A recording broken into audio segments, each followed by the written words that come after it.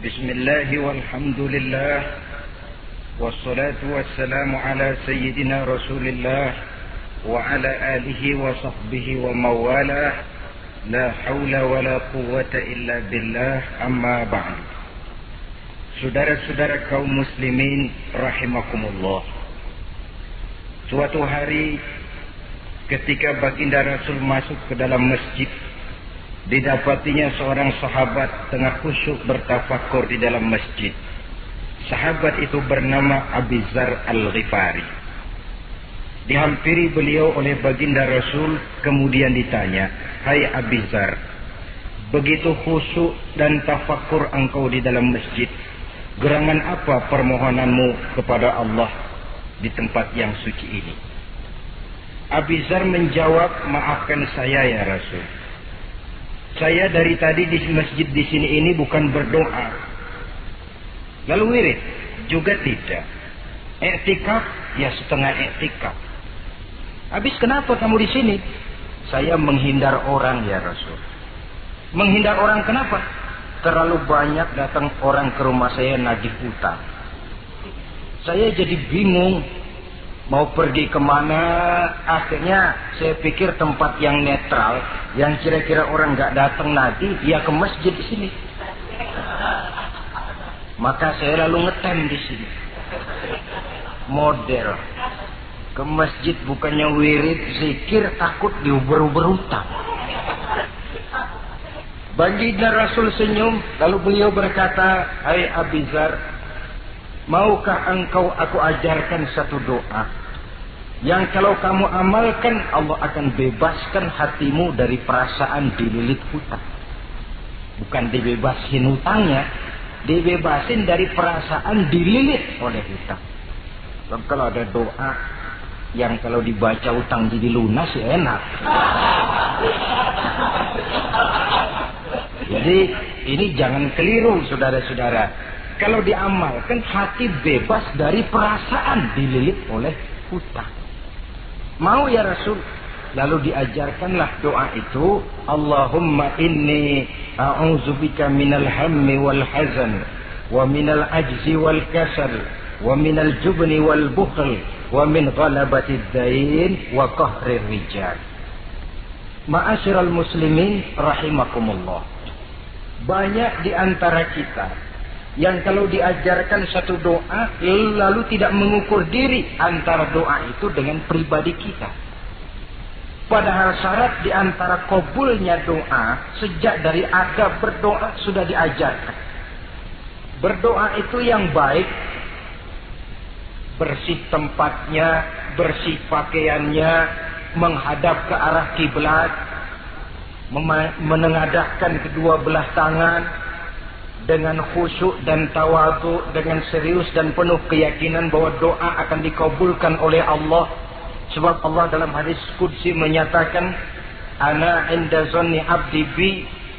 Aku sih, kata Allah, bagaimana sangka hambaku kepadaku saja. Kalau dia sangka baik, aku baik. Kalau dia sangka tidak baik, aku juga tidak baik. Bagaimana sangka hambaku? Jadi kalau kita berdoa sementara hati kita dalam batin ngomong, jangan-jangan doa gua nggak diterima nih. Enggak. Kenapa? Hatinya sudah begitu. Innallaha la yaqbalu du'aan min qalbin ghafilin lahin. Allah tidak akan menerima doa dari hati yang lalai terhadap doa yang dibacanya itu. Nah, di antara yang terpenting menyesuaikan doa dengan keadaan pribadi.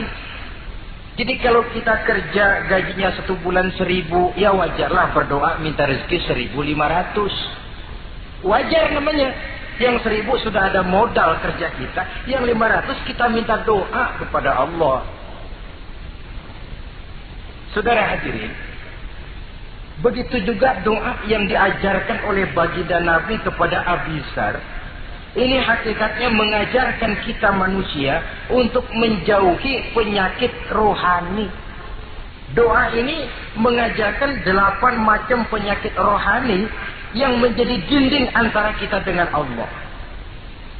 Dan penyakit rohani ini lebih bahaya daripada penyakit jasmani.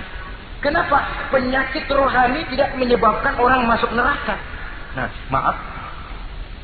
Penyakit jasmani tidak menyebabkan orang masuk neraka. Yang menyebabkan orang masuk neraka adalah penyakit rohani.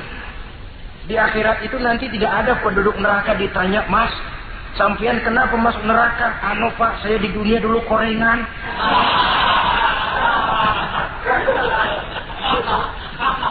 Itu korengan, liver, ginjal, darah tinggi, jantung, paru-paru basah, bengek, ampem. Penyakit-penyakit jasmani itu tidak menyebabkan orang masuk neraka. Yang menyebabkan orang masuk neraka penyakit rohani. Apa namanya? Sombong, hasud, dengki, ujub, ria, merasa diri lebih hebat dari yang lain, tidak ikhlas. Itu penyakit-penyakit rohani. Maka di dalam doa yang diajarkan kepada Abi Dzar dan hakikatnya diajarkan kepada kita semua, Nabi menjelaskan 8 penyakit rohani. Saya sampaikan ini pada pertemuan kali ini karena sekarang penyakit rohani jarang mendapat perhatian. Sedangkan penyakit jasmani, anak kita pilek dikit pun sudah berangkat kita ke dokter spesialis anak. Kita pusing sedikit pun sudah berangkat kita ke dokter. Tapi rohani kita menjerit, batin kita menangis. Kadang-kadang kita pura-pura tidak tahu. Apa penyakit rohani yang ada dalam doa ini? Pertama, a'udzubika minal ham. Aku berlindung kepadamu ya Allah daripada sifat ragu-ragu. Sifat ragu-ragu penyakit batin. Apa yang bisa dikerjakan oleh orang yang selalu ragu-ragu? Bahwa sebelum bekerja harus menimbang, itu perlu. Tapi kalau cuma tiap hari menimbang, kapan memutuskan? Orang sudah kemana-mana, kita masih main timbangan. Maka orang yang ragu-ragu hakikatnya orang yang sudah mengubur sebelah kakinya sebelum berangkat. Ya. Iya, tapi kalau kita nanti jadi salah kan lebih baik nggak usah berbuat. Keliru. Salah karena berbuat lebih baik daripada tidak pernah salah karena tidak pernah berbuat. Saudara salah tapi berbuat masih lebih baik daripada tidak pernah salah karena tidak pernah berbuat. Saudara baca Quran salah lebih baik daripada nggak pernah salah karena nggak pernah baca Quran. Gua nggak pernah salah dong baca Quran. Bacanya kapan? Nggak pernah. Ya paham. Oh nggak pernah baca kapan mau salah? Saudara hadirin yang saya muliakan, dan orang sering bilang kegagalan pada hakikatnya adalah keberhasilan yang tertunda. Jadi kalau kita gagal hari ini, besok kita harapkan tidak akan gagal. Gagal besok masih ada hari lusa. Bagaimanapun usaha, kemauan adalah processing. Apalagi usaha untuk memperoleh sesuatu yang bernilai tinggi, bermutu mulia, panjang jalannya, banyak akibatnya, besar godaannya. Processing untuk mencapai sesuatu yang mulia itu prosesnya tidak sekali jadi kayak orang makan cabai. Itu hari dikelekat, itu hari terasa pedesnya. Untuk mencapai sesuatu yang mulia, panjang jalannya, banyak akibatnya, besar godaannya. Tapi bangunan bagaimanapun tingginya harus dimulai dari pondasi pertama. Cita-cita bagaimanapun luhurnya harus dimulai dari langkah pertama yang walaupun kelihatannya sepele, tapi sudah merupakan pondasi ke arah yang lebih tinggi. Kadang-kadang kita ini kan inginnya yang serba cepat. Seolah-olah sesuatu yang mulia itu bisa datang lewat proses simsalabim, abrakadabra. Lalu yang kita mau terwujud di depan kita alangkah mudahnya. Dan dari kegagalan-kegagalan akan lahir pengalaman. Dan pengalaman, kata orang kulon, experience is the best teacher.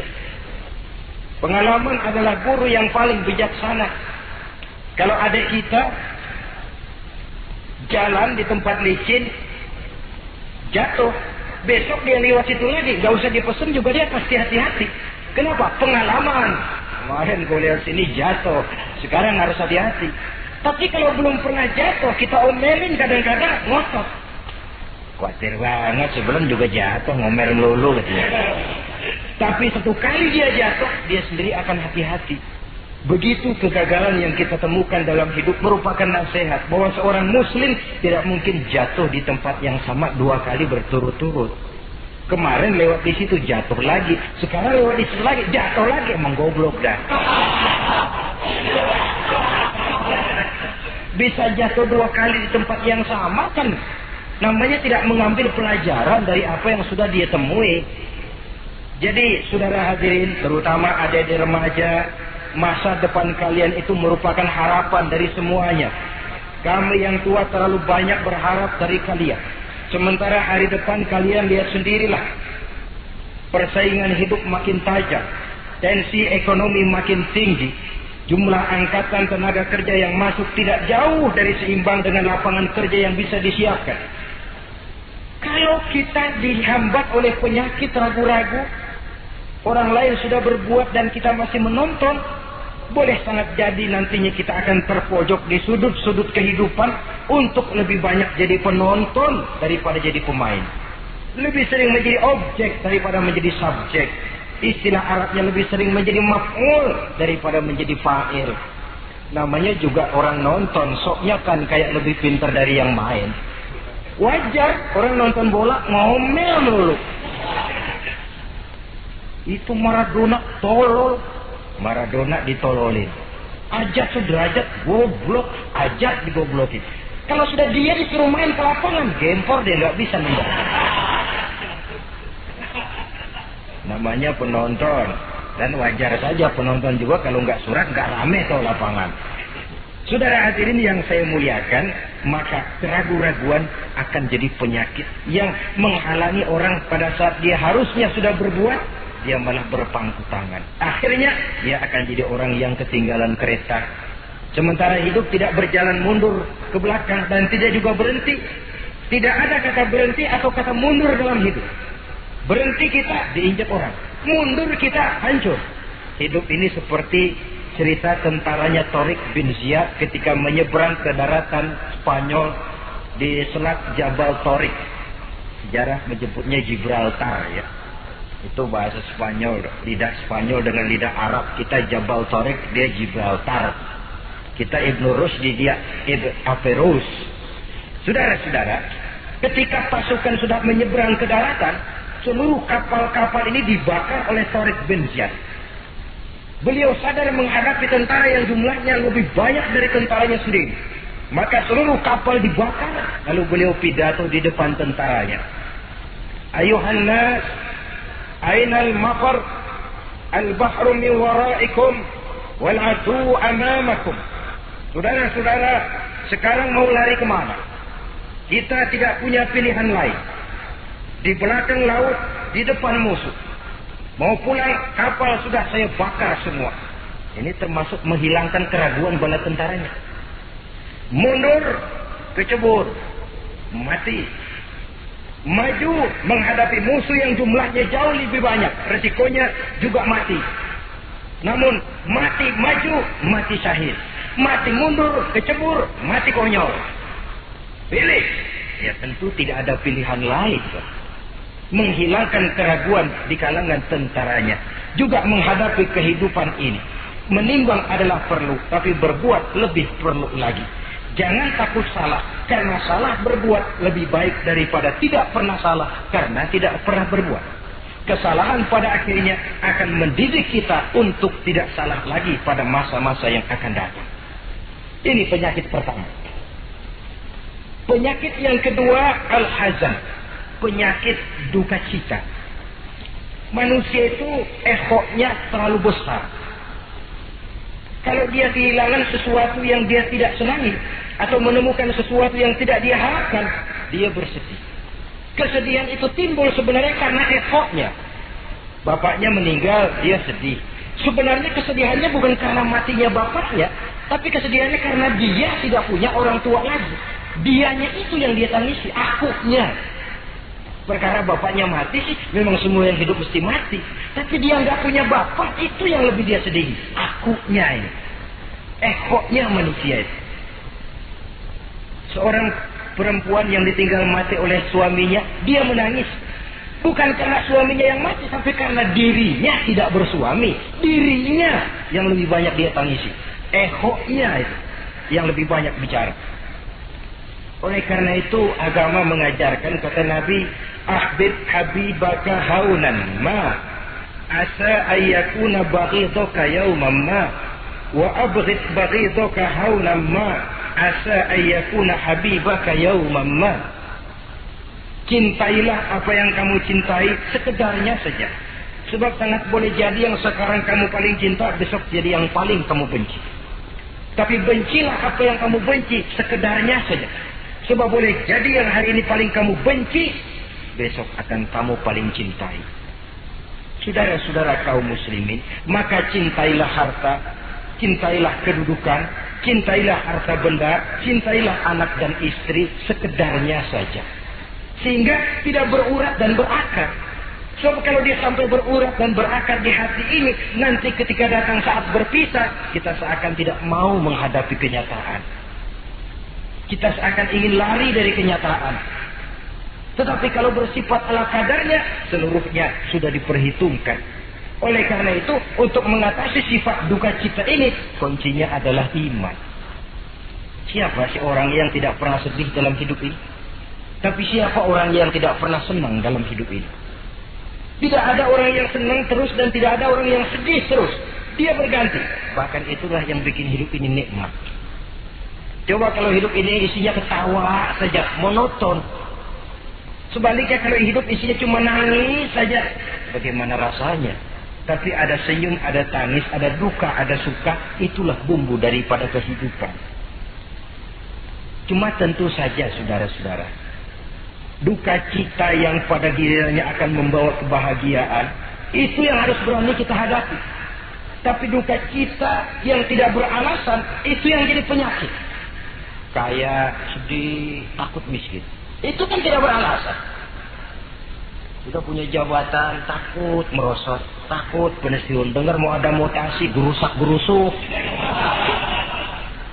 Kan itu yang tidak beralasan. Duka cita semacam itu tidak beralasan. Karena tidak sadar bahwa pada awalnya itu pun tidak dia miliki. Kalau duka cita itu akan membawa kebahagiaan, tidak perlu kita takuti. Satu contoh. Kalau di depan saudara saya sodorkan 2 gelas, yang satu isinya jamu, yang satu sirup. Kira-kira saudara minum jamu apa sirup? Jamu apa sirup? Orang yang berpikir panjang saya yakin pasti minum jamu. Pahit memang, getir memang waktu minum. Tapi besok badan sehat, tenaga kuat, gairah kerja ada, semangat hidup tumbuh. Ini orang Islam, orang yang berpikir jauh ke depan. Ke depan kemana? Dia tidak cuma mikir dunia. Dia mikir kubur, alam kubur. Dia mikir akhirat, maka dia berani minum jamu. Apa jamu itu? Puasa, jamu. Pahit. Emang enak banget puasa. Setengah mati. Sembahyang, jamu. Pahit. Sedekah, jamu. Pahit. Sekarang. Tapi besok kita pulang ke alam kubur. Ya Allah, nikmat alam kubur. Untung kemarin waktu di dunia minum jamu. Waktu di dunia sembahyang, kuburan terasa nikmat. Waktu di dunia sedekah, kuburan dipakein AC. Padahal cuma goceng sedekahnya. Adapun orang yang di luar Islam, dia berpikir pendek. Yang dia lihat cuma yang di depan hidungnya saja. Dia nggak mikirin alam kubur, dia nggak mikir akhirat. Yang dia pikirin cuma dunia aja. Kenapa gue mesti minum jamu pahit? Sirup nih, manis. Dia minum sirup. Manis memang waktu minum. Tapi besok bibir mancung, bengkak, sariawan itu. Saudara-saudara, sholat, sirup, tidak sholat, sirup, manis. Orang-orang puasa, dia tidak puasa, sirup, manis. Bakhil, pelit, sirup, manis. Apain disedekahi? Tumpuk aja tuh harta dah, jangan disedekahin. Sirup, manis memang. Besok dia pulang ke alam kubur, baru terasa bibirnya pada bengkak. Baru timbul, gua nyesel banget minum sirup kemarin. Jadi saya katakan kuncinya adalah iman. Berangkat dari surah Ali Imran ayat 139. Allah berpesan, وَلَا تَهِنُوا وَلَا تَحْزَنُوا وَأَنْتُمُ الْأَعْلَوْنَ إِنْ كُنْتُمْ مُؤْمِنِينَ. Kamu tidak perlu gundah gulana. Kamu tidak perlu duka cita dan sedih hati. Kamu sesungguhnya adalah tinggi jikalau kamu benar-benar beriman. Jadi dengan iman, duka cita yang tidak beralasan tidak perlu ada. Karena sifat duka cita yang tidak beralasan merupakan penyakit rohani yang menjadi penghambat agar orang tidak memperoleh kemajuan apapun dalam kehidupannya. 2. Penyakit rohani yang ketiga, saudara-saudara, al-ajzu. Penyakit lemah. Nabi menyatakan, al-mu'minul qawiyyu ahabbu ilallahi minal mu'minid dha'if. Orang mukmin yang kuat lebih dicintai Allah daripada orang mukmin yang lemah. Sifat lemah tidak disukai oleh agama dan merupakan penyakit batin. Bukan lemah lembut, lemah. Lemah apa? Ya segala lemah. Lemah ekonomi. Agama mengajarkan kadal fakru ayyakuna kufran. Kemiskinan bisa membawa orang kepada kekufuran. Apalagi lemah pendidikan, dalam arti terbelakang, ketinggalan oleh orang-orang lain. Dan yang paling celaka, lemah iman. Saudara-saudara hadirin yang saya muliakan, imannya lemah. Tidak punya ghirah, tidak punya rasa cemburu terhadap agamanya. Kalau anak gadisnya diusik orang, marahnya 7 lapis langit. Kalau keluarganya diusik orang, bukan main, ngundang orang lain, menyerbu. Itu orang yang coba-coba ngusik. Tapi agamanya dihina orang, agamanya diinjak-injak orang. Sedikit pun dia tidak punya rasa cemburu, sedikit pun tidak ada rasa sedih. Agama saya ini mau dibawa kemana? Islam ini mau dikubur kemana? Lemah iman semacam itu yang kita rasakan sekarang. Sekarang ini orang marah kalau hartanya diusik. Orang marah kalau anak istrinya diusik. Orang marah kalau temannya diganggu. Tapi giliran agamanya diganggu, agamanya diusik, agamanya dihina. Tenang-tenang saja, Pak. Tidak ada itu gairah. Tidak ada itu rasa cemburu terhadap agama.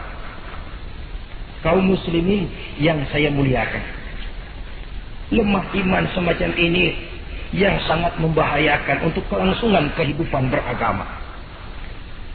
Di zaman Khalifah Umar bin Abdul Aziz, dalam satu pertempuran melawan orang-orang kafir, tentaranya mengalami kekalahan. Karena kalah, banyak yang ditahan jadi tawanan orang kafir, termasuk 3 orang ofisir setingkat komandan dan beberapa puluh prajurit ditahan di negara kafir ini. Terhadap tahanan-tahanan Islam ini, Raja kafir musyawarah sama para menterinya, terutama Perdana Menteri. Tuan Perdana Menteri, kata Raja kafir, bagaimana? Ini tahanan-tahanan Islam yang enak kita apain? Ya terserah Tuan Raja. Kita bunuh saja supaya habis urusan. Ya terserah Tuan Raja. Tapi saya pikir-pikir, soal bunuh sih gampang. Cuma apa tidak lebih baik kalau mereka kita bujuk saja supaya ikut ke dalam agama kita, meninggalkan Islam agamanya, meninggalkan Khalifah Umar bin Abdul Aziz sebagai pemimpinnya. Itu namanya kita sudah berprinsip senjata makan tuan. Nanti kita pasang mereka untuk menghantam orang Islam sendiri. Pikir aja, betul juga Perdana Menteri. Iya, bujuk saja mereka. Caranya bagaimana? Adili saja di pengadilan secara terbuka, supaya jatuh mentalnya, dia mau keluar dari Islam, ikut ke dalam agama kita. Baik, diadili secara terbuka. Yang adilin langsung Raja kafir, dihadiri oleh banyak tentara-tentara kafir. Yang mula-mula diadilin 3 orang komandan ini. Ofisir pertama maju ke depan. Maju, komandan pertama. Ofisir, saya Tuan Raja. Kamu tahu siapa kamu sekarang? Saya tahu, saya tahanan. Iya, kalau tahanan bisa diatur kan? Bisa diatur bagaimana Tuan Raja? Kamu mau nggak ikut saya? Meninggalkan Islam sebagai agamamu, meninggalkan Khalifah Umar bin Abdul Aziz sebagai pemimpinmu. Kalau kamu mau opsir, pindah agama saya, nanti kamu akan saya berikan kedudukan yang tinggi, gaji yang cukup, rumah cukup, istri cukup, kendaraan cukup. Pindah saja opsir. Tuan Raja, bagaimana? Apa Tuan kira selama ini saya berjuang karena mencari kedudukan, mencari harta, mencari tanda jasa? Tidak, Tuan Raja. Saya berjuang di bawah bendera Khalifah Umar bin Abdul Aziz li'i'la'i kalimatillah, untuk menegakkan kalimat Allah. Saya tidak akan tergiur dengan tawaran Tuan Raja. Kamu gila ya? Biarin.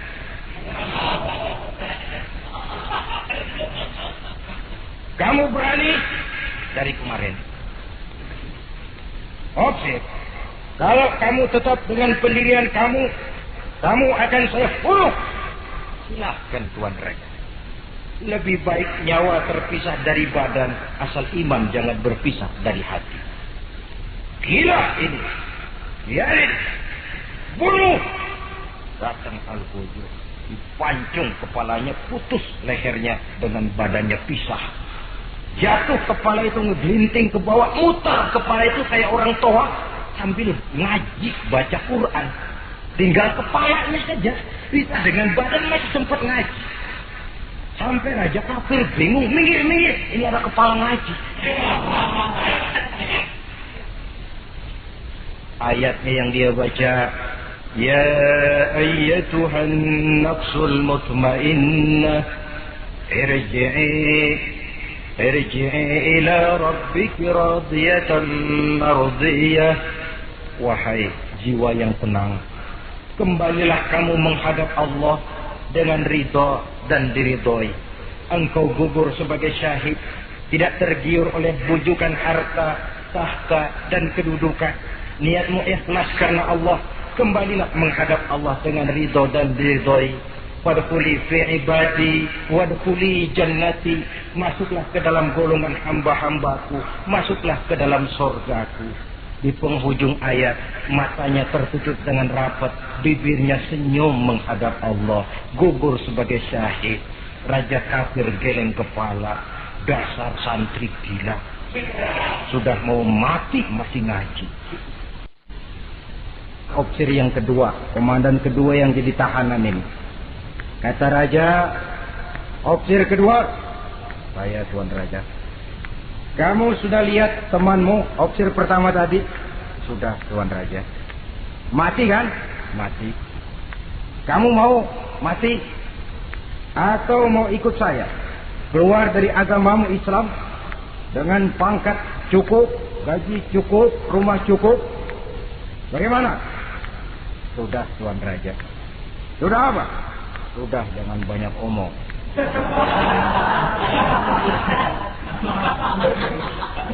Maksud kamu bagaimana? Saya sudah tidak sabar pengen nyusul teman saya yang barusan, Tuan Raja. Saya tidak sanggup bayangkan bagaimana dia disambut oleh para bidadari di surga, disambut oleh para malaikat dengan ramah tamah, menikmati kehidupan di alam yang penuh dengan keridhaan. Oh Tuan Raja, sudah jangan banyak omong. Kalau mau potong saya. Kata Raja, ini gilaan lagi dari yang tadi. Yang tadi masih bisa diajak berunding, ini sudah minta dipotong. Ayo Al-Gojo, potong. Dipotong lagi oleh Al-Gojo, putus lagi, berpisah kepala dengan badannya, jatuh ke bawah, masih muter kepalanya kayak orang tawaf, ngaji lagi. Ayatnya yang dia baca, wujuhu yawma izin nadhirah, wujuhu yawma izin nadhirah, ila rabbiha nazirah. Wajah mereka pada hari itu berseri-seri, kepada Tuhannya mereka memandang, matanya terpejam dengan rapat, bibirnya senyum menghadap Allah. Syahid lagi yang ketiga ini. Nah, kata Raja, Sekarang komandan opsir yang ketiga, panggil. Opsir ketiga, saya Tuan Raja. Sudah dengar nasib dua orang temanmu? Sudah Tuan Raja. Mati? Mati. Kamu bagaimana? Saya mau hidup Tuan Raja. Jadi kamu mau ikut saya? Mau Tuan Raja, saya mau. Mau meninggalkan Islam sebagai agamamu? Mau Tuan Raja. Mengkhianati khalifahmu Umar bin Abdul Aziz? Iya Tuan Raja. Daripada hidup saya kan, daripada mati mendingan hidup Tuan Raja. Daripada nggak punya apa-apa kan mendingan punya apa-apa. Baik, baik. Nanti saya musyawarah sama Perdana Menteri, kamu saya angkat jadi pejabat tinggi. Baik Tuan Raja. Akhirnya Raja musyawarah. Perdana Menteri, saya Tuan Raja. Ini opsir ketiga baik ini, mau ikut kita keluar dari Islam. Kita angkat jadi apa dia? Itu sih urusan Tuan soal angkat mengangkat. Cuman saya pikir-pikir kok aneh Tuan Raja. Aneh bagaimana? Ini opsir ketiga ini kok mau ya meninggalkan agamanya. Mau mengkhianati saudaranya sendiri. Saudaranya sebangsa, setanah air, seiman, sekeyakinan. Hanya karena ditawari oleh kedudukan, mau dia khianati. Orang itu kalau sudah mau mengkhianati bangsanya sendiri Tuan Raja, apalagi bangsa lain. Sekarang ini dia sopan sama kita karena kepengen selamat. Nanti kalau ada kesempatan, bukan kita yang ditikam dari belakang. Senjata makan Tuan. Jadi menurut kamu bagaimana Perdana Menteri? Menurut saya opsir ketiga ini komandan bejat. Masa orang bejat jadi pejabat, rusak rakyat. Malah orang dua yang mati itu orang bagus. Punya prinsip, punya pendirian. Nyawa taruhannya iman tidak goyah. Itu malah kalau bisa yang dua itu dihidupin lagi. Orang punya pendirian. Ya hidupin itu gimana udah kadung mati.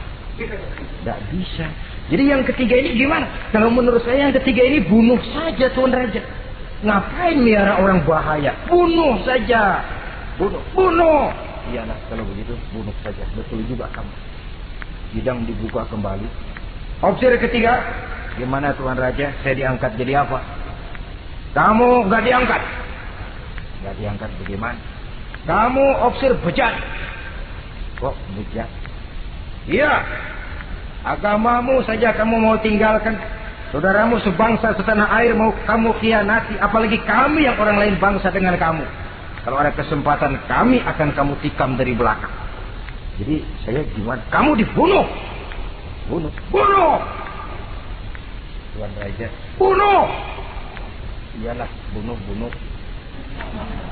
Tapi saya mau Islam lagi Tadinya saya mau keluar dari Islam, saya pikir dapat kedudukan tinggi. Kalau dibunuh juga, iyalah bunuh. Tapi saya tak Islam lagi. Terserah mau Islam mau tidak, pokoknya bunuh. Iya, saya mau Islam lagi. Cepat. Iya. Lalu mengucap 2 kalimat syahadat mau Islam lagi. Macet lidah. Ayo cepat. Iya Pak. Asyhadu Tidak bisa mengucap syahadat. Ayo cepat. Iya Pak. Asyhadu Tidak bisa. Sampai goloknya al-kujub keburu sampai ke lehernya. Putus leher itu, pisah kepala dengan badan, jatuh kepalanya ke bawah. Dia bekas orang Islam, masih bisa ngaji juga, cuman ayat yang dibacanya lain sama yang dibaca 2 temannya tadi. Ayat yang dia baca begini, afaman haqqat alaihi kalimatul azab afa anta tunkizu man finnar. Orang yang sudah memang akan mendapat vonis azab di neraka, bisakah kamu menyelamatkan mereka dari azab yang sangat pedih? Bertahun-tahun dia berjuang untuk Islam di bawah kepemimpinan Umar bin Abdul Aziz dengan niat li'la'i kalimatillah. Tapi di akhir perjuangannya dia tergoda oleh harta dan kedudukan. Dia keluar dari Islam dan dikala itu ajal datang merenggut nyawa, dia mendapat su'ul khatimah, matinya ke dalam neraka. Nauzubillah min dzalik. Ini termasuk lemah iman, saudara-saudara, dan itu penyakit yang bahaya. Biar lemah ekonomi, biar lemah pendidikan, kalau iman kuat, insya Allah masih ketolong. Tapi biar ekonomi kuat, pendidikan kuat, iman lemah, malah yang kuat tadi akan menghancurkan nilai iman yang lemah itu tadi. Disinilah mabda'nya, berlindung kita kepada Allah dari lemah hati, lemah iman, lemah akidah. Baik, penyakit rohani yang ketiga, wa a'udzubika minal kasal. Aku berlindung kepadamu ya Allah daripada sifat penyakit malas. Malas adalah penyakit batin. Santai perlu, refreshing perlu. Tapi kalau tiap hari santai, apakah kita akan jadi generasi santai? Dan persoalan apa yang bisa kita selesaikan dengan posisi santai? An-Nisa ayat 95 menegaskan, La yastabil qa'iduna minal mu'minina ghaira ulid darari wal mujahiduna fi sabilillah. Orang-orang yang berjuang di jalan Allah tidak sama nasibnya dengan orang yang duduk saja gelenggam, gelohom, ayam-ayam tanpa ada uzur darurat, yang hanya menunggu keajaiban dan yang turun dari langit, menghitung bintang bertebaran di atas cakrawala. Tidak akan sama orang yang berjuang di jalan Allah dengan yang duduk gelohom, ayam-ayam, gelenggam, menikmati apa yang ada tanpa berpikir meningkatkannya ke arah yang lebih baik. Ma'asyiral muslimin rahimakumullah. Malas berusaha, malas beribadah adalah penyakit rohani yang ditiupkan oleh iblis ke dalam diri sanubari kita. Makin tinggi nilai iman, makin berat bisikan kemalasan itu. Namun kalau kita bentengi dengan bahwa malas kita hari ini akan membawa penyesalan bukan besok, bukan lusa, bukan minggu depan, bukan pula bulan depan, tapi barangkali tahun depan, 5-10 tahun yang akan datang, untuk masa depan yang lebih depan di alam kubur, di alam akhirat. Akibat penyesalan di dunia akan terasa di sana nantinya. Allah telah memberikan hidup. Dalam hidup kita diberikan energi, daya dan kekuatan. Manfaatkan daya dan kekuatan itu untuk berusaha dan bekerja. Allah tidak suka kepada orang yang bermalas, berpangku-pangku tangan, menunggu keajaiban dari langit sambil berleha-leha. Allah suka kepada orang yang bekerja keras. Karena seluruh rasul bekerja keras, seluruh para nabi bekerja keras. Saudara-saudara, hanya istana yang ditegakkan dalam khayalan saja yang bisa dijangkau dengan bermalas dan bersantai-santai. Tapi istana dalam wujud kenyataan hanya bisa dicapai dengan kerja keras dan semangat menghadapi kehidupan. Yang kelima, wa a'udzubika minal jubn. Kami berlindung kepadamu ya Allah daripada sifat takut. Saudara-saudara, setiap orang terlahir membawa fitrah. Fitrah itu juga bisa berupa sifat. Tiap orang punya sifat takut, tiap orang punya sifat berani. Lingkungan, pendidikan, pergaulan menumbuhkan mana yang lebih subur. Kalau takutnya lebih subur, dia akan jadi penakut. Kalau beraninya lebih subur, dia akan jadi pemberani. Masalahnya sekarang kapan kita harus berani, kapan kita mesti takut. Kan itu saja. Bahwa semua orang punya sifat berani, sebagaimana semua orang punya sifat takut, itu real. Tapi kapan kita harus berani, kapan kita harus takut? Agaknya surah An-Nisa ayat 77 cukup menjadi sindiran.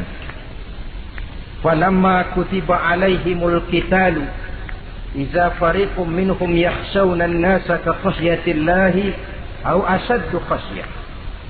Manakala diwajibkan kepada mereka berjuang, maka sebagian daripada mereka takut kepada manusia seperti mereka takut kepada Allah, bahkan lebih takut kepada manusia daripada takut kepada Allah. Ini kan takut yang tidak beralasan. Tengoklah zaman sekarang. Mereka yang menebarkan maksiat punya keberanian. Mereka yang bergelimang di lumpur dosa punya keberanian. Mereka yang melakukan penyelewengan dan menyesatkan manusia punya keberanian. Kenapa kita yang punya niat menegakkan kebenaran, membela yang hak, menjalankan sesuatu yang kita yakini sebagai benar, kadang-kadang dihantui oleh perasaan takut? Takut semacam ini yang jadi penyakit rohani. Mereka berani terang-terangan membuka judi. Mereka berani terang-terangan di tengah jalan umum membuka botol minum-minuman keras dan mabuk sempoyongan. Mereka berani terang-terangan di tempat ramai merampok dan menodok. Mereka berani korupsi, memakan uang yang bukan haknya. Mereka berani untuk sesuatu yang sesat dan menyesatkan. Kenapa kita tiba-tiba di hadapan sesuatu yang kita yakini benarnya kita jadi lemah? Kita jadi takut, lebih takut kepada manusia daripada kepada Allah. Padahal terkena kita penjara manusia paling banter seumur hidup kita. Tapi penjara Allah, nerakanya Allah, azabnya Allah, bukankah sesuatu yang mestinya harus paling kita takuti? Oleh sebab itu terutama generasi muda, bangkitlah. Tegakkan yang ma'ruf, hancurkan yang munkar sesuai dengan kemampuanmu. Dengan cara yang bijaksana tentunya. Tidak dengan cara yang frontal. Tapi yang saya maksud, kalau mereka yang berdiri di kubu kemunkaran punya keberanian. Kenapa? Kenapa kita yang berdiri di atas yang hak dan benar kadang ragu kalau kita tidak takut sama sekali? Saudara-saudara kaum muslimin rahimakumullah. Oleh karenanya kita takut, memang takut kalau harus melanggar perintah Allah. Kita harus berani pada saat kita merasa melaksanakan apa yang diperintahkan Allah. Berani terhadap melaksanakan perintahnya, takut kalau sampai melaksanakan larangannya. Jadi ada waktunya kita berani, ada waktunya kita takut. Dengan demikian, sifat penakut ini menjadi handicap, menjadi penghalang yang menghalangi kita daripada kemajuan dan kemajuan. Iya, Islam sih Islam, Pak. Tapi kalau nanti saya dipecat, anak saya makan apa, Pak? Islam sih Islam, Pak. Tapi ini risikonya, Pak. Bukankah Nabi sendiri pernah memang memperingatkan, sayati ala ummati zamanun al-qabidu ala dinihi kal-qabid ala al-jamrah. Akan datang satu masa di tengah umatku di mana pada masa itu orang yang konsekuen dan teguh memegang agama seperti memegang bara di tangan. Dipegang tangan terbakar, dibuang bara terlepas. Konsekuen megang Islam, risikonya berat. Melepaskan dan masa bodoh terhadap Islam bertentangan dengan batin. Dikala itu beruntunglah orang-orang yang teguh dan kuat memegang agamanya. Ma'asyiral muslimin rahimakumullah. Hanya sifat berani yang menyebabkan Islam berhasil menembus dinding Jazirah Arabia, memasuki Bizantium dan Persia, mendarat di Spanyol, memasuki Selat Jabal Tariq, pada gilirannya mewarnai hampir 2/3 belahan bumi, menjadi mercusuar di lapangan ilmu dan peradaban. Berani karena benar. Jadi yang saya anjurkan itu bukan berani babi. Tahu berani babi? Mau nyeruduk aja. Berani yang tanpa perhitungan itu berani babi namanya. Nyeruduk aja. Ya kalau kelempengan yang diseruduk tahu empuk. Tapi kalau yang diseruduk mesin giling kan bongkar kepala. Jadi bukan berani yang tanpa perhitungan, berani yang dengan taktik dan strategi. Sebab keberanian tanpa perhitungan akan menyebabkan kita menjadi orang yang ngawur. Dalam istilah sosial dinamakan trial and error, spekulasi namanya. Dan itu harus pulang kepada diri kita. Keberanian tidak bisa dipompakan. Keberanian tidak bisa dicangkokkan. Harus bermuara dari kita. Contoh saja, ketika Nabi dan Abu Bakar di Gua Sur, Quraisy kafir yang ngejar sampai di situ. Kalau mereka nengok ke bawah, Nabi akan kelihatan. Abu Bakar sedikit grogi. Nabi tampil dengan mantap. La takhaf wa la tahzan ya Abu Bakar. Innallaha ma'ana. Abu Bakar, kamu tidak usah takut. Kamu tidak usah khawatir. Allah bersama kita. Keberanian timbul. Karena yakin ini jalan Allah, yakin Allah pasti akan bela. Keberanian itu nggak bisa dicangkokin. Nggak bisa cuma teriak, saudara-saudara, jangan takut, Allah bersama kita. Mulutnya. Tapi kalau hatinya juga perang. Apa iya? Itu sudah tertarung di kaki sendiri. Jadi memang harus ada variasinya. Ibarat pepatah, tukang joget yang baik ngerti irama gendang. Kalau kita terlalu keras, gampang dipatahin orang. Kalau kita terlalu lemah, diinjak terus. Mestinya tahu kapan mesti keras, tahu kapan mesti lemah lembut. Saudara hadirin yang saya muliakan. Baiklah ya, itu penyakit yang kelima. Penyakit yang keenam, wa a'udzubika minal bukhl. Kami berlindung kepadamu ya Allah daripada sifat bakhl, pelit bin kikir alias medit. Ini penyakit rohani. Kenapa sih orang bisa kikir? Karena dia tidak sadar. Pokoknya duit saya ya keringat saya. Dia tidak sadar bahwa itu amanah. Dia tidak sadar bahwa dia kadang-kadang diberikan kehormatan oleh Allah untuk menjadi keran yang menyampaikan rezeki kepada orang lain. Rezeki dia cuma lewat tangan saya. Orang bakhil nggak punya pikiran begitu. Yang ada yang di kantong saya, keringat saya, sama orang lain kagak ada urusan. Kalau dia sadar rezeki saya cuma lewat tangan, rezeki dia cuma lewat tangan saya. Dia berfungsi sebagai keran, rasa bakhil itu tidak perlu ada. Yang kedua, orang bisa bakhil karena jama'a mala wa addada. Suka ngumpul-ngumpulin harta lalu ngitung-ngitung. Ngitung. Orang kalau terlalu ngitung kan yang ada kurang melulu. Kebangetan ngitung melulu. Aduh, 10.000. Kalau 15.000 aja enak aturnya. Dapat 15.000, tanggung dikit lagi. Kalau 20 aja cukup dah nih. Dia nggak pernah cukup sesungguhnya. Jama'a malan wa addada.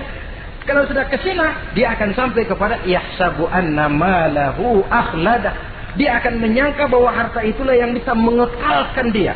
Ya mengekalkan kebahagiaannya, ya mengekalkan keluarganya, ya mengekalkan umurnya, ya mengekalkan kehidupannya. Sampai kepada tahapan keliru. Kalau sudah begitu, berat pisah sama harta.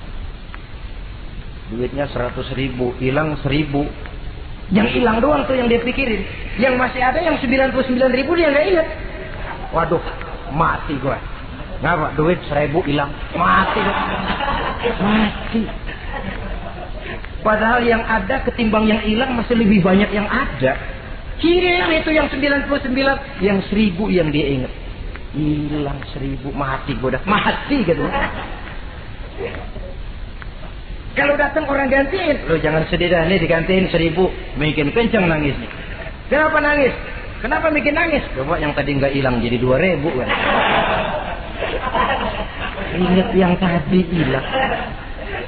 Kapan syukurnya kalau sudah jama'a malan wa addada, prosesnya akan sampai kepada yahsabu anna malahu akhlada. Memang harta itu bisa mengekalkan kita. Kapan? Kalau dia kita belanjakan di jalan Allah. Itu harta yang mengekalkan kebahagiaan. Kita berikan dia kepada yatim piatu. Kita berikan dia memperbaiki jalanan umum. Kita berikan dia membangun puskesmas. Kita berikan dia membangun masjid, pondok-pondok pesantren, memakmurkan majelis-majelis taklim. Itu harta yang mengekalkan kita. Adapun yang kita belikan, ya belikan pakaian pangkatnya toko.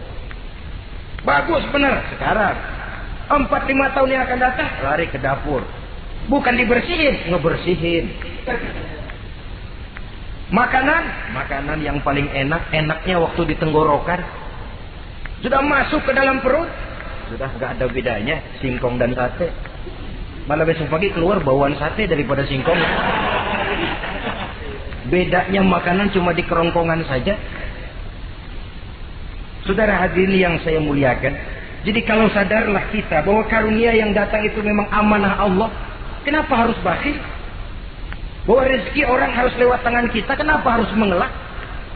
Tidak ada orang jatuh miskin karena dia dermawan. Tidak ada orang jadi susah karena banyak menolong orang. Karena mungkin keberkahannya yang penting itu. Dia menolong orang, orang tidak bisa membalas, tapi Allah membukakan jalan lewat jalan lain yang tidak dia perkirakan sebelumnya. Masyiral muslimin, apalagi kalau orang itu adalah orang yang dekat dengan kita. Maksud saya ibu bapak kita. Oh, itu balasannya paling kontan. Berbuat baik kepada ibu, berbuat baik kepada bapak. Ada rezeki sedikit, berikan makanan yang disenangi orang tua kita. Pak, ibu, alhamdulillah ada rezeki, ini makanan kesukaan bapak, ibu. Menurut kita sederhana, sepele, Allah akan balas itu paling kontan lewat jalan yang tidak kita sangka-sangka. Ibu bapak, yatim piatu terutama juga. Saudara kaum muslimin rahimakumullah. Oleh karenanya, sekali lagi tidak ada orang jadi kaya karena dia kikir, pelit. Kenapa sih tuh orang jadi miliuner? Oh, dia dari muda pelit banget. Tidak ada. Dan tidak ada orang jatuh bangkrut karena rajin sedekah.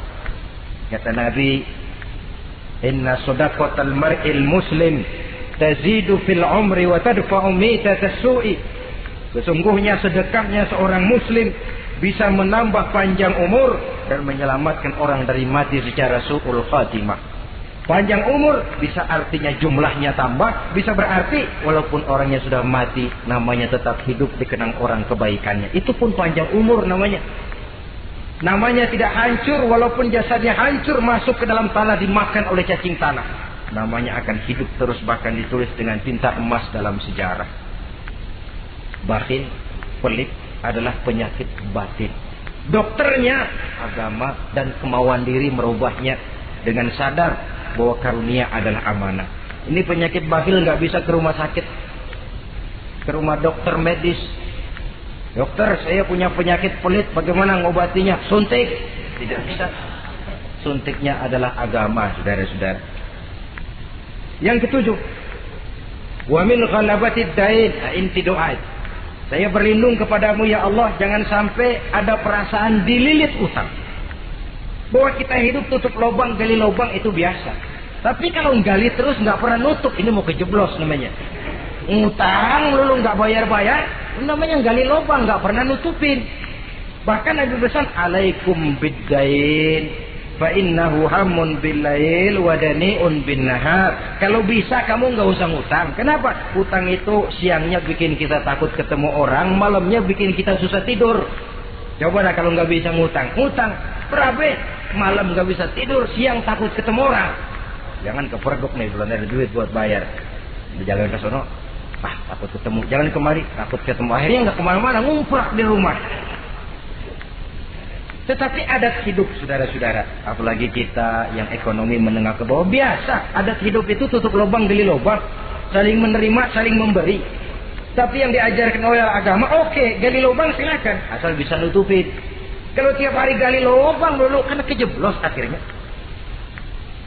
Oleh karena itu, apalagi hutang ini menyangkut hukukul adami, hak manusiawi. Itu di akhirat nanti ya, taubatnya lebih sulit. Kalau saudara dosa kepada Allah, taubatnya cuma 3 syaratnya. Nyesel, berjanji tidak akan mengulangi, meninggalkan perbuatan jahat. Tapi kalau menyangkut hak manusia, syarat taubatnya 4. Saudara mencuri sendal, cara taubatnya nyesel, berjanji tidak akan mengulangi lagi, meninggalkan perbuatan mencuri, lalu yang keempat sendal orang pulangin. Atau minta maaf dan minta ridho dari yang bersangkutan. Sebab ini menyangkut hukukul adami, hak manusiawi. Nggak bisa saudara nyolong sendal, taubat langsung kepada Allah, taubat Tuhan, nggak lagi-lagi nyolong sendal. Tapi sendal orang dibekap terus, ya belum. Nah termasuk masalah hutang ini. Ma'asyiral muslimin rahimakumullah. Jadi silahkan gali lubang, asal ada kemungkinan untuk nutup. Dan pada saat kesempatan untuk nutup datang, tutup dulu supaya besok bila bisa gali lagi. So, kita kadang-kadang kalau ngutang begitu datang rezeki aja giliran mau bayar, rasanya kan berat. Masih ada keperluan lain. Datang yang lagi aja dah bang, tar. Datang lagi, sok. Datang lagi, tar. Datang lagi, sok. Kalau tar sok saja, nembak terus, ya kapan-kapan mau kita bisa tutup itu lubang. Ma'asyiral muslimin rahimakumullah. Yang terakhir, penyakit batin wa qahrir rijal. Kami berlindung kepada-Mu ya Allah, jangan sampai kami hidup di bawah bayang-bayang orang lain. Jangan sampai kami hidup di bawah pengaruh orang lain, hidup disetir orang lain. Badan merdeka tapi jiwa budak. Badan merdeka tapi mental budak. Kita hidup jadi robot. Kemana saja yang nyetel arahkan, ke situ kita berangkat. Hidup tanpa prinsip. Qahrir rijal. Hidup jadi bayang-bayang bagi orang lain. Alangkah tidak nikmatnya. Kehilangan kepribadian, tidak punya sikap mandiri. Itu pun penyakit rohani. Karena pada akhirnya nilai kita ditentukan oleh kepribadian kita. Kebesaran tidak bisa dengan nyempeng kepada orang lain. Kekayaan tidak bisa dengan mengakui leluhur. Pribadi kita, sepanjang kita masih hidup di bawah bayang-bayang orang lain, sepanjang itu kita tidak akan pernah punya kepribadian. Dan bila kita tidak punya kepribadian, maka orang tidak akan pernah mencatat kita dalam kehidupan ini. Nah, inilah pertemuan kita yang singkat. Mudah-mudahan ada manfaatnya. Terima kasih dan mohon maaf. Wassalamualaikum warahmatullahi wabarakatuh.